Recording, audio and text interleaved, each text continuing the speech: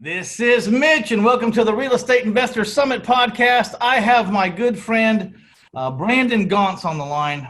We have at least a 5.5-year story, and we're going to talk about how he went from having his back up against the wall, getting given an unreasonable ultimatum at his job, which he declined, and went on his own, jumped in with both feet into the fire, so to speak, and 5.5 years later, we're going to tell you how it turns out. I'd like to thank my sponsors for this episode, taxfreefuture.com. Please go to taxfreefuture.com. Watch the 37 videos there. Just sign up to subscribe and you'll get them, because you will not believe what your financial advisors are not telling you. We're going to tell you what they're not telling you, and we're going to tell you why they're not telling you, and it's all going to make perfect sense, and it'll change your life, I promise. If you don't have a tax-free or tax-deferred investment vehicle in which to grow your retirement or your finances, you have no idea the size of the tool you are missing in your tool belt. So go to taxfreefuture.com. All right, paid the bills there, Brandon. How are you doing today? I'm doing wonderful. Just a little chilly and rainy today, so be a better day to do a podcast, right? Good time to do a podcast. Yeah. Bad time to paint a house. Yeah, absolutely. So, man, how did we meet? Because I mean, I'm gonna guess. I mean, first thing started was you heard about me or read about me or something. Was the first step. Where was that? Yeah, the end of 2013, my company announced that they were eliminating my position, and I ended up going to a real estate seminar or big deal in Houston. And you happened to be a speaker there. I went and watched you speak, went to one of your little private events, and I think I ended up signing up for your mentoring program on my wife's birthday in March of 2014. March 2014. So if I remember correctly, you worked for a national company, right? And yes. Whose name will remain unnamed, but you invented or came up with a system that basically eliminated you and other positions clear across the country and saved them millions of dollars. And then for doing such a great thing, they went ahead and let you go because you had eliminated your, that position. And so no good deed goes unpunished, does it, Brandon? Absolutely not. You think, how much were you making when you were there? About 70,000. You would think if a guy saved you millions and millions of dollars, at least multiple millions of dollars, that you could at least keep the one guy for $70,000 a year that made it happen. Well, and find something else to do. Just to clarify, they did offer that position, the newly created position to me, but it would have required me to purchase a vehicle and commute about 3 hours round trip daily. Well, that's kind of like, let's see if we can get this guy to walk away. I mean, let's don't fire him because it would look really bad. Let's give him a job opportunity that he turns down that's just impossible. Yes. Yeah. So I don't know. No good deed goes unpunished. I'll say it again. So what's going through your head at that point? I was pretty nervous. I didn't know what to do. I had heard a little bit about real estate, been intrigued by it, but had no experience doing it whatsoever. And I don't know why. My wife is usually fairly skeptical, but she was pretty supportive of me going out and trying to start doing something in real estate. And I think her confidence increased after I met you, and she watched some of your videos and talked to you and stuff like that. Okay, so I don't normally take complete newbies one-on-one, you know what I mean? Because I'm usually, when I take someone one-on-one for that price tag, which is a decent amount of money in anybody's book. I mean, when you start talking about $15,000, $20,000, $25,000 to get a coach for a 6 months or a year, I mean, that's a scary number for a lot of people, especially when you don't have a job and you are not sure what the future holds for you. And I was early in my career too. I was early in my teaching career, very early. I wasn't really sure if I was going to be a good teacher or not. And I remember talking to Brandon thinking, well, this is going to be a real shit show, because he doesn't have any experience. He's got his back against the wall. He's got to move quick. They did give you a severance package though, right? You had like 8 months, right? Yeah, they gave me a 6-month severance package. 6 months. Mm-hmm. And I made a very special deal with you on that day, didn't I? Yes. I wanted to know if I could get a person like Brandon through the gauntlet. And he seemed like over the phone, he seemed like he was a hard working person. He seemed like he was an honest person. He definitely had fire under his ass, because whether he liked it or not, there was fire, right? Yes. It was a big fire. And I was putting myself in his shoes, and I remember how scared I would have been, and anyways, I told Brandon I was going to jump out on a limb with him. I was going to do everything I could for him, and let's prove something to ourselves, And I was talking to me silently as well as to him, and he started working, and we started talking on a kind of a daily basis or every other day basis. I mean, sometimes we'd hand out some homework and it wouldn't get done for a couple of days, but we were talking whenever he would get lost or confused or get overwhelmed, and then we would just get back down to a steady pace and moving forward. What were the first days like? They were pretty nerve-wracking and overwhelming, trying to learn everything and follow all the processes. And I don't want to get too far ahead, but I remember calling you one day all excited that I just left a homeowner's property, and they had verbally agreed to sell me the property. And you asked me if I had it under contract yet, and I explained I hadn't figured out how to fill out a contract. And you had to slow me down and say, back up, you got to learn step 1 first. And needless to say, they ended up backing out of that deal. Yeah, those verbal contracts are not real strong. How much? So you're making $70,000 a year, but you had a very low overhead, which was a key, right? Yeah, it wasn't very much. It wasn't very much. And that was the other stipulation, is because of the severance, my wife said, okay, see what you can do in 6 months. And after that, then you need to go look for a real job, which was okay. So. Yeah. So your wife was working too, by the way, for the same company, right? But she had a steady job. She'd been there for how long? Over 20 years. Yeah. So, which is how you ended up with a job there, right? When you met her? Yeah. Yeah. We met there. Yes. Yeah.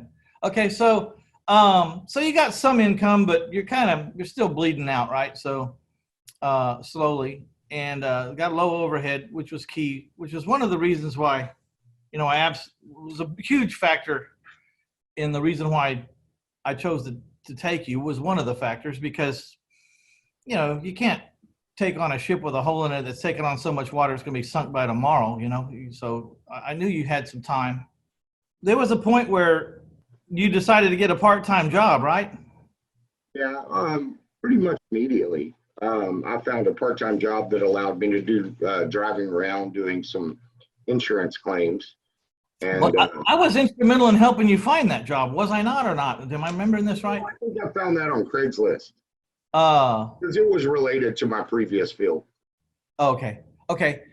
And I thought that was cool because you were driving a lot in that job, and I said, just start every time you're close to a neighborhood, like take the long way, get there 30 minutes early, and drive up and down the roads of the neighborhoods, and do some driving for dollars and stuff. Do you remember your first deal? Yeah, the first deal, I don't remember when I contracted, but it closed September of 2014. And do you remember what you made? $9,700 and I think $82. And you called and wanted to settle up at that time with a portion of what you owed. And I told you it's not time yet. Just keep that, get the gun away from your head, get everybody calmed down at the house, and and keep going. And I was very fortunate. I didn't, and I still am. I mean, I don't need any of this to survive. And so I was trying to make a point here. I was trying to get you all the way to the finish line and in style, and not, take all or even half or even 25% of what you made on the first couple of deals, because I know you needed that comfort and that, and that makes a lot of difference, doesn't it? When you put that first 9,000 in the bank.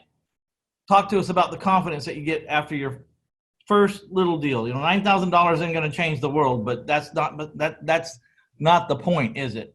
No, and the confidence at the house with my wife and all that was tremendous. And I think that just rocketed what was to come. Yeah, so you have a special reason for wanting to be on the podcast today. It's been 5.5 years. Tell us what the news is. So to summarize, from that first deal, the second year, I did 29 properties, I believe it was. I might be off on that number a little bit, but it was substantial. Now, you didn't jump out of the chute like a rocket and make your first deal in 2 weeks, did you? No. That first deal, it took a while to get it contracted, and then ultimately to close. So from March until September, the end of September, and then the second transaction closed, I believe, the week before Christmas, because I called you and told you I just got through doing training at Papa John's Pizza to take on a part-time job. And you asked me which was better use of my time, delivering pizzas or looking for another $10,000 property or potential property. So I didn't go back to Papa John's, closed on the second transaction within probably 5 days of that phone call. That one netted almost 30,000, and that's when we squared up financially. And then the second calendar year, my first full year, is when things just took off. Hold on though. So when you did the $9,000 one, and then you did the $30,000 one. That's taken almost all your time, right? Almost all your 6 months time. Yeah, it took from March until the end of December, so almost 8-9 months to do 2 deals. So I don't want to paint an unrealistic picture for people, right? I mean, it takes a little while to get enough speed to get some wind under your wings, And plus, you didn't know anything. Like you said, you didn't know how to write a contract even, or where do I get one? Yeah. But do you remember that the day you settled up with me? And I remember, because I remember it very clearly. You said, "Look, I'm in my car. I'm already headed towards San Antonio. I don't have all the time it's going to take though to go all the way to you and turn around and go all the way back." He says, can you start driving towards me on I-10? And I said, "What's up?" And you said, I got a bag of cash for you." I said, "Yeah, how much?" And you named the number. I said, "Okay, I'm getting in the car." And but do you remember where we met? Yeah, that was at I think the T&A truck stop right there, just near outside. I'm thinking it's near the Luling exit, near 183, about 5-10 miles past that. Yeah, but I remember it was kind of an emotional moment, wasn't it? I mean, I was happy for you, and you got kind of choked up. Then you made me get choked up, and here we are, two grown guys standing in a truck stop parking lot, all welled up, So, but it was a big day. I thought it was a big day. I knew it was a big day for you. Your confidence level was through the roof. You were going to go on to do good things. That 30,000, even minus what you owed me, was plus the other stuff you put in the bank was a half a year's cushion. Again, you'd bought yourself another 6 months, you know what I mean, or 8 months, because you had gotten pretty good at living pretty frugal at that point, which was really important. The other thing that I think that second transaction confirmed to me was I had done a lot of legwork during that year, and it confirmed to me that this was repeatable, what I had done in those first 2 deals. And because of the legwork and all the seeds that I had planted in that previous year, it made the second year go way faster than I could have ever imagined. And that's what ultimately, quote unquote, retired me, if you want to call it that, from corporate America. Because in your book, you talk about, having your moat and that you can control, what's inside your moat. And so I always looked at that as, okay, I need to increase my income, but I also need to control my expenditures or reduce them. And the faster I reduced them and the faster I grew them, when those points met, I was free, or that was my freedom number that I could control. Now, the faster you reduce your debt and the faster you increase your residual income, or your income, Yes. Pretty soon, like, you didn't have to worry about your overhead anymore, because you did 29 deals in your second year. Do you know about how much you made in your second year? I mean, I don't recall exactly, but that is the second year that my freedom number for Brandon, not counting my wife, but for Brandon happened. So you got enough coming in to replace your JOB, which was $70,000 a year. Exactly. And so what today's call is to thank you again and thank your wife and your family for everything you've done to change our lives. And but to let you know that it took an additional up until October of last month that my wife was fortunate enough to walk away from her job as well. Wow. So you replaced two incomes in 5.5 years, more or less? Yeah, $140,000 annually. Not bad, my friend. I mean, we went to high school for 4 years. I don't know what Only went for 2.5. We went for 2.5. You went to only 2.5 years of high school? Maybe 3, yeah. So you didn't, do you have your GED? Or? I have a GED, and after high school, I went and enrolled in some college classes, but no, I never didn't graduate high school or go any further than math and English in college. Yeah. Well, so how's your wife feeling about this new change, this new development? She's actually pretty excited about it. We had kind of anticipated us trying to get her retired. One of the reasons why is we actually had 2 grandbabies this last year. So, Congratulations. Thank you. So I thought it was important for her to be able to have more time to be able to focus on grandbabies and being a grandmother, especially since some of them are out of state, and being tied to a job, that kind of limits the amount of time you can travel and things of that nature. So she's, the last 6 weeks, has been doing that. And as of today, she's actually in Arizona on a camping trip with her son, daughter-in-law, and 3 grandkids over there. Wow. So what approximate age are y'all? In your 40s? Late 40s, early 50s. Okay. So started working from the day you walked out of school, right? Yep. Or even while you were in school. I don't know. I really wanted to have this segment because it is possible. It does work out. Do you have any idea how many deals you've done in the entire 5.5 years? Probably between 120 and 150. Right. And you don't particularly specialize in big, humongous deals, do you? No. On an average deal, I think I profit about $9,000. Okay. But you went kind of rural. You got outside, you got away from the big inner city. And so some of the stuff that you deal in is not what people would think, pieces of land, lots, shabby mobile homes on a piece of dirt, whatever looks unwanted. Yeah. Is that safe to say? Whatever looks unwanted. Yeah. We had a guy force a abandoned 1950s gas station down our throat the other day in a small little town. We wanted to buy a little piece of dirt, and we agreed on a price of $20,000, and he made us take a gas station with the land. Like, what's the matter with this, man? Has it got environmental issues or whatever? And come to find out, we bought the lot the gas station for $20,000, and we sold the lot.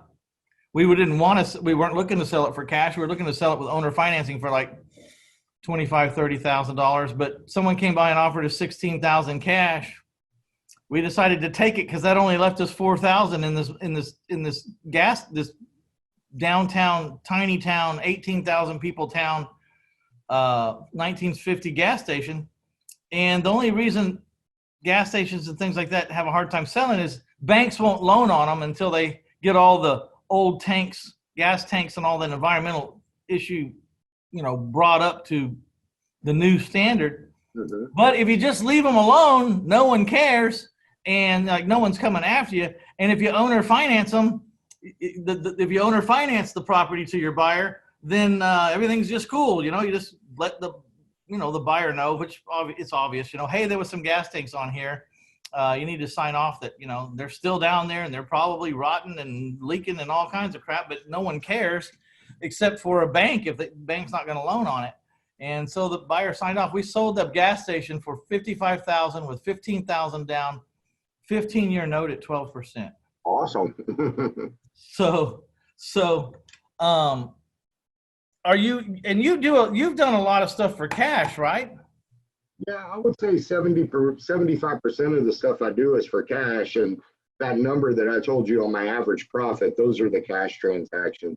And this year, I haven't figured it out. I've probably increased that a couple of $1,000s per deal on average.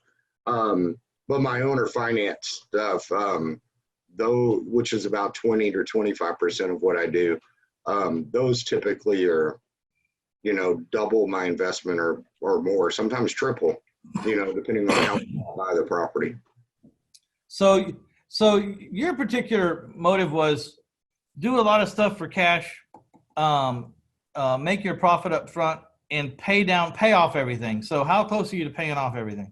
All I have left is my house, and the rehab that I'm doing right now will probably pay it off. And once that's paid off, I think other than food and gas, my total bill expenditure will be about $1,500 a month. Wow. And then you've replaced $140,000 in income, and you're still out there making deals every day. So the train starts to pick up speed, doesn't it? Yeah, and that's what I'm really thinking next year is going to do. And that's why I've been so focused on getting that stuff paid off, because my thought process, and we've had discussions on the right way or wrong way to do this, but my thought process was, if all I have to do is pay for cell phones and insurance and groceries and gas, then my $8,000 to $9,000 a month of owner finance notes are only going to just start to grow tremendously. And that's going to allow me to start doing longer owner finance notes. Because right now, most of my stuff is 3 to 5 years. I've got a couple of 10 and 15s trickled in, but that's next year's goal, is to get some bigger $80,000 to $100,000, $120,000 notes. Yeah. I mean, everybody has their own way and their own thresholds, their own talents in their own market. And it's always different for someone. Like, people call me for one-on-one mentoring sometimes, go, well, tell me what the course is like. And I said, the course it's not a course. I'm a consultant. You pick up the phone and you call me when you bump into something, and let's talk about the deal you're looking at. Let's talk about the deal you're thinking you're going to make. Let's talk about the deal, unfortunately, sometimes that you already made without calling me. And let's figure out how to up the game.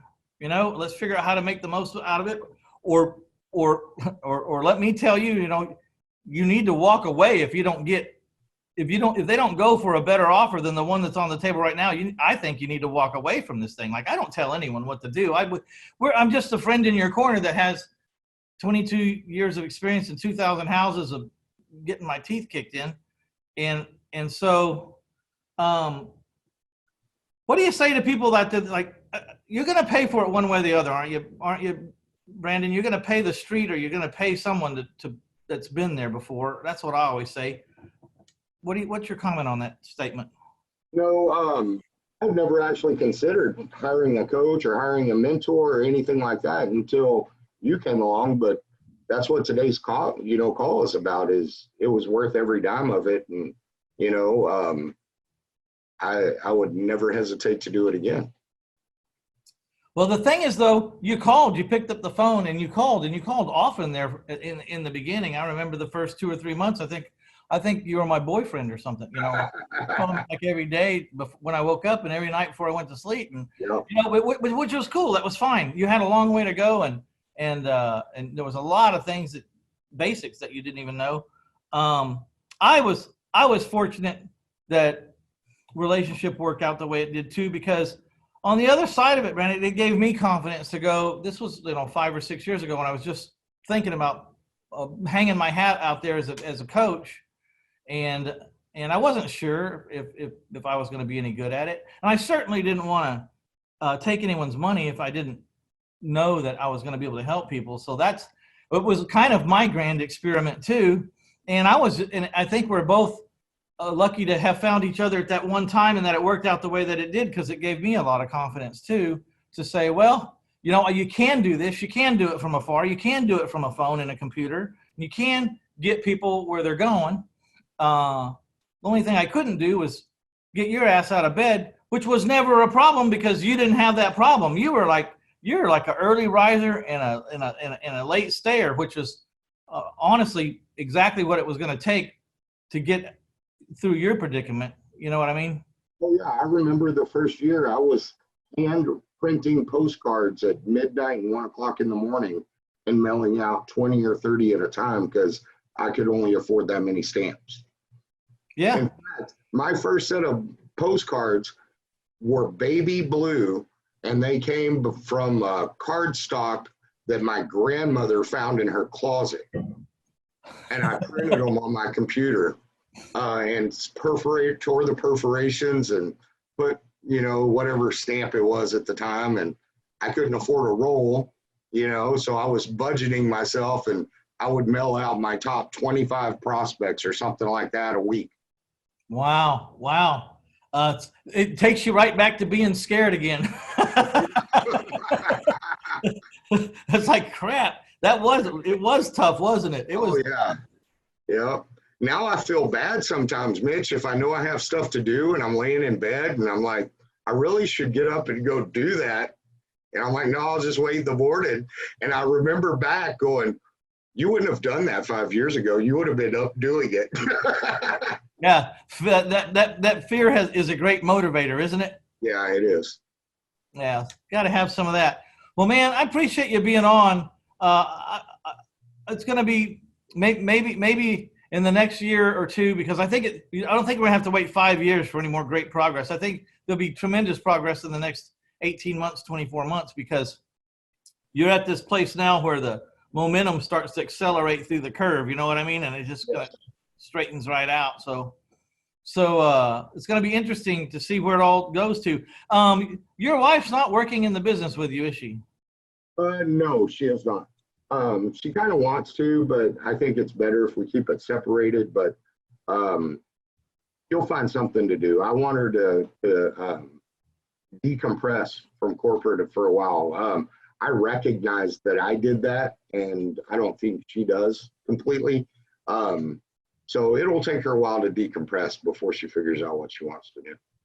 Yeah. And really think a lot about having the family in the business or not, because one of the things is you're probably going to want to travel a lot. And if both of y'all are in the business and you both leave to go to wherever, you know what I mean? So just think about, I found myself kind of trapped by that because I had all my family in my business. And it's like, we can never go anywhere together unless we shut the entire business down and it stops, and which we did, but it was, it'd be a little bit different if I had hired some other people, Yeah. The other thing is it's really hard to fire a family, even if they're not doing their job or they're not doing it the way you want. And that's a big problem. It's not a problem for me anymore, but there was a time, when that caused a lot of issues. All right, my friend, I want to congratulate you on your success and tell Jody when she gets back from her camping trip, congratulations. And is she freaked out in the morning when she wakes up now? It's only been a day or two, right? No, she, I think she's enjoying sleeping in a little bit more and definitely missing traffic. Yeah, but is it? I mean, were y'all planning this so long that it's not really any big revelation, or is it still a little bit of a shock to her? No, we were actually planning this for a while, and our target was on her around her birthday of March of next year. But there was a lot of changes going on the last 6 months at work, and she was coming home very stressed out, and I was honestly afraid she was gonna have a stroke or a breakdown or something. And it took me a month to convince her it'd be okay before she finally put her notice in. And when she did, she stayed an additional month. So, because she was still scared, but she's relieved that she's done it. And I think right now she's just kind of lost. So, Well, you got to reacclimate because it's a whole different world now. yeah. But congratulations, you guys! Thanks for taking the time to be on. It's been a great relationship for me, Brandon. You're one of my good friends. I tell everybody, all the people that get on my call, they become my friends. I mean, and it's true. Usually, by the time we get through this gauntlet, we know a lot about each other, and we spend a lot of time on the phone talking. But everybody's different. Every single person's different. So there's no curriculum. For me, Brandon, there was no curriculum. He's different than the next guy I'm talking to, than the next person we're talking to. So I just had to deal with, and his circumstances were completely different. He had no job, but low overhead, lots of drive, didn't know a lot. So, I mean, I just had to take the phone calls and then figure out how to take our current situation and help turn it into some money. We just did it together and talked about it. It's a great comfort to be able to call someone. I know this because I have people that I defer to on different things. It's a great comfort to have someone to call and just say, I'm stuck in this place, or I'm going to make this decision. I think this is the right decision, but how do you see it? Then you get a second point of view from someone who's like more specialized in that department than I am. And it's a great comfort. And it's a lot different than going through life, making decisions, with all the common sense and all the smarts that you have, and then still having to wonder, I wonder if that's right or not. I wonder if that's right or not. Sometimes a confirmation just gives you the confidence to not worry about it and go out and do it, because, not only I feel that way, but another guy who should really know feels that way. So I'm going to quit worrying about it and just go do it. All right. And one thing I'm sure you were surprised in the beginning was there's a lot of money in crap out there, isn't there? Yeah. Look at that smile. Look at that smile. There's a lot of money in the crap nobody wants. I mean, nobody wants it. All right, Brandon. All right, thanks, Mitch. I promise I'll get out there and see you as soon as I can.